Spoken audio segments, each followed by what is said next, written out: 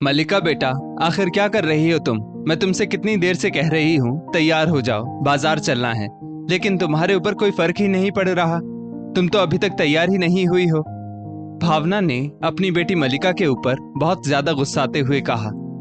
बस मम्मी, थोड़ी देर और रुक जाइए, मैं अभी फटाफट तैयार होकर आती हूँ। अभी लैपटॉप पर थोड़ा सा काम बचा है, बस वो जल्दी से निपटा लूं, फिर चल रही हूँ आपके साथ। मल्लिका ने अपनी माँ को शांत करते हुए कहा। अरे भाई भावना, कहाँ तक चलना है? आज तो हमारी छुट्टी ही है, कहिए तो मैं ही साथ चल दूं। अनिल ने अपनी पत्नी भावना के पास आकर उसे नाराज देखते हुए कहा। अनिल, अब आप ही देख लीजिए, शादी का घर है, 100 काम पड़े हैं और सारी जिम्मेदारी भी हमारे ही ऊपर है। 10 बार बाजार जाना पड़ता है और ये लड़की हर काम में पता नहीं कितनी देर लगाती है, किसी भी बात की जल्दबाजी नहीं समझती। जबकि मुझे राधिका साड़ी भंडार में फोन किए हुए 2 घंटे के ऊपर हो गया है कि शादी में घर वालों और मेहमानों को उपहार में देने के लिए साड़ियां लेनी है। आप प्लीज निकलवा कर रखिएगा, मैं थोड़ी ही देर में आती हूँ। लेकिन ये महारानी साहिबा अभी तक तैयार ही नहीं हो पाई। आपको पता है, आजकल बाजार में भीड़ भी बहुत ज्यादा हो रही है, इसलिए मैंने इसे सुबह ही बोल दिया था। भावना बुरा सा मुंह बनाकर बोली।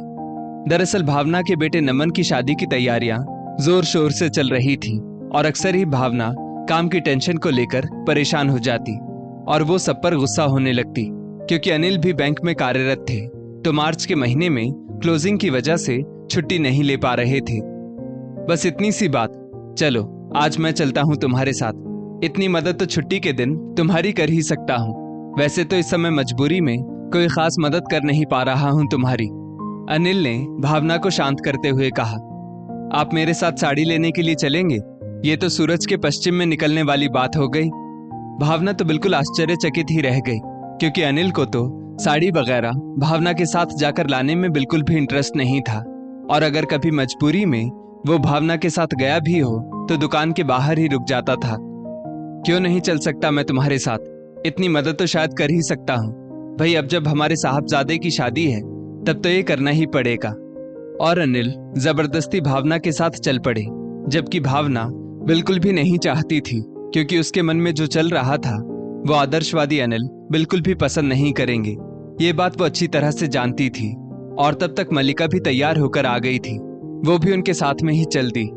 भावना ने राधिका साड़ी भंडार में जाकर सभी घर वालों, मतलब जेठानी, देवरानी और ननद, सभी को उपहार में देने के लिए साड़ियां पसंद करके अलग रख ली और फिर दुकानदार से बोली, भैया अब इससे भी थोड़ी महंगी और अच्छी साड़ियां दिखा देना जो बिल्कुल हटकर हो। भावना, ये महंगी और अच्छी साड़ियां किसके लिए? क्योंकि जो साड़ियां तुमने खरीदी हैं वो ऑलरेडी महंगी और अच्छी ही हैं। अनिल चौंक कर बोले, अरे वो साड़ियां मैं अपने मायके पक्ष के लोगों के लिए लूंगी, मैं ऐसी साड़ियां थोड़ी ही उनको दूंगी। अपने स्टेटस का भी ध्यान रखना है कि नहीं? आखिर क्या सोचेंगे वो लोग हमारे बारे में? भावना ने जैसे अनिल की बुद्धि को कम समझकर जवाब दिया।